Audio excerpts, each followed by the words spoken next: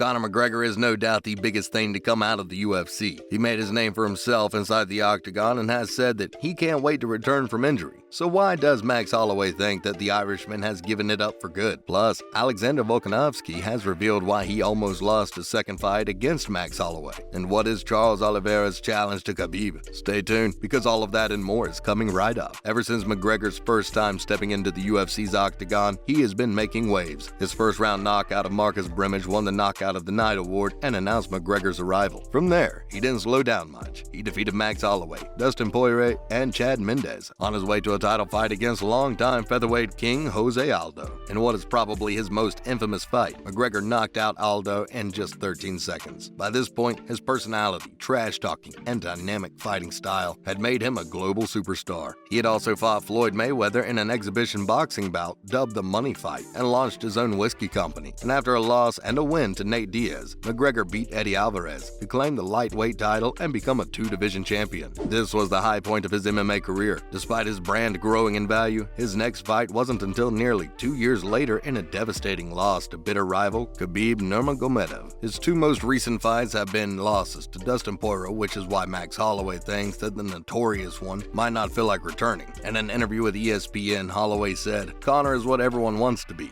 Everyone wants to get in this fight game, make the money, and then save your chickens. All respect to him." Holloway also said that he would be open to fight with McGregor after losing to him back in 2013, but he'll have to get in line. After lightweight Michael Chandler knocked out Tony Ferguson spectacularly in UFC 274, he called out McGregor immediately. And at the same event, Charles Oliveira also called him out. He's a popular man. Next, Masvidal. With McGregor, it's not hard to stoke up a rivalry. He doesn't take kindly to insults and is often quick to respond on social media. And when Jorge Masvidal made some comments about the Irishman, it was no different. Masvidal posted on Instagram something that is sure to get McGregor's blood boiling. In a video, Masvidal says that he has a cut on his foot and goes on to pour McGregor's proper 12 whiskey onto it. McGregor and Masvidal have been exchanging words online and things are heating up. Masvidal hasn't fought since losing to Colby Covington at UFC 272. After that fight, he allegedly took things onto the street and attacked Covington while he was leaving a restaurant. He is set for a pretrial hearing in August later this year, but those legal issues haven't stopped him from targeting McGregor for his next fight. And since McGregor has put on a heap of mass, the fight looks like it could be more of a possibility now. Masvidal said, "I saw McGregor in Dublin. He's not small. He looked like he walks around 195, 200 pounds jacked. And the matchup has unlikely support from Jake Paul, who has urged Dana White to make it happen. They have both beaten a mutual opponent in Nate Diaz, too. Masvidal beat Diaz to win the BMF championship back in 2019, while McGregor beat him at the second time of asking in 2016. Plus, the fight could make sense because they are both having a run of losses in their careers, but only Dana White can pull the trigger, and he has previously said that Masvidal is too big for McGregor. Surely not anymore, Dana. Coming up, who is seen as Israel Adesanya's biggest threat, and what challenge has Charles Oliveira set given Khabib and his protege? One fighter that Dana may be trying to push up the rankings is Alex Pereira. Pereira has only had 7 professional MMA fights and 3 UFC fights, but he is already considered number 6 in the middleweight division. That was helped along when he beat Sean Strickland at UFC 276 by a first-round knockout. But how is he able to move so quickly through the UFC? Israel Adesanya's coach has a theory. Adesanya has been the middleweight champion since 2019 and has basically run out of opponents to fight. And because of his history, the UFC might be trying to fast-track Pereira up to a title fight. Pereira has twice defeated Israel Adesanya in his former profession of kickboxing, and the second fight was a brutal KO. After Adesanya commented that the bigger kickboxing gloves were like big pillows, Pereira responded with a warning. The Brazilian said, "It is a deadly weapon, but if the big pillows already make him leave on the stretcher with an oxygen balloon on him, imagine what's going to happen with 4-ounce gloves." For his part, Adesanya has said that he looks forward to facing Pereira again. In fact, after Pereira beat Sean Strickland, the last style bender said that it was the next fight that made sense for him. Izzy is just coming off a dominant win over Jared Cannonier, in which he controlled most of the fight. Fans were disappointed that they didn't get to see much of Adesanya's signature flair, but at the end of the day, he got the job done and defended his title. Next, sleep disturbed. When Alexander Volkanovski beat Max Holloway in their trilogy fight at UFC 276, he left no doubt who the better of the two was. But in their second time facing each other back in 2020, Volkanovski was only just about to edge out a victory over Holloway. Now, the champion has revealed what it was that made him a little off that night. We all need a good night's sleep, and before a big fight, you can only imagine how important it is to be well rested. Well, the night before Volkanovski Volkanovski fought Holloway in Abu Dhabi. He had a rude awakening in the middle of the night by a knock on the door. It was USADA, the anti-doping agency, and they had come to take a test. This was just hours before Volkanovski had to get up for the big day. After completing the test, the Australian says that he had some trouble getting back to sleep. He said, "I couldn't go to sleep, so I took melatonin tablets. Woke up still in the sleep cycle, and now when you watch that fight, it probably makes a bit of sense. You watch that fight, I had no reactions. My reaction time was way off." Volkanovski said that he waited until after the rematch to share the story so that it didn't look like an excuse. Now he has his sights set on moving up to the lightweight division and challenging Charles Oliveira for the title to become a two-time division world champion. And according to the betting market, he's the slight underdog. Now Charles Oliveira. Who is on Charles Oliveira's mind? After beating Justin Gaethje at UFC 274, Oliveira was stripped of his title for missing weight, but there's no doubt that most fans and fighters consider him the rightful champion. Oliveira is on an 11-fight win streak and in the best form of his career, and in a stacked division including Michael Chandler, Tony Ferguson, Dustin Poirier, and Justin Gaethje, he has beaten them all in just the last 2 years. It is no wonder that he is looking ahead to bigger challenges. He has entertained the idea of fighting against Conor McGregor, but for now, he has a different opponent in mind. Oliveira wants to fight against Khabib Nurmagomedov's protege, Islam Makhachev. Makhachev has been moving up the division with quick knockouts and submissions, and Khabib thinks that he's ready for a title shot. Oliveira has agreed, but on the condition that it's in his home country of Brazil next January, and he has issued a further challenge if he comes out on top. Oliveira said, "I'll beat Islam Makhachev and then challenge Khabib to come back from retirement. It's the fight everyone will want to see." Khabib hasn't responded to Oliveira's offer, but it's unlikely that he will be getting back into the octagon. The Russian has revealed that he turned down a $100 million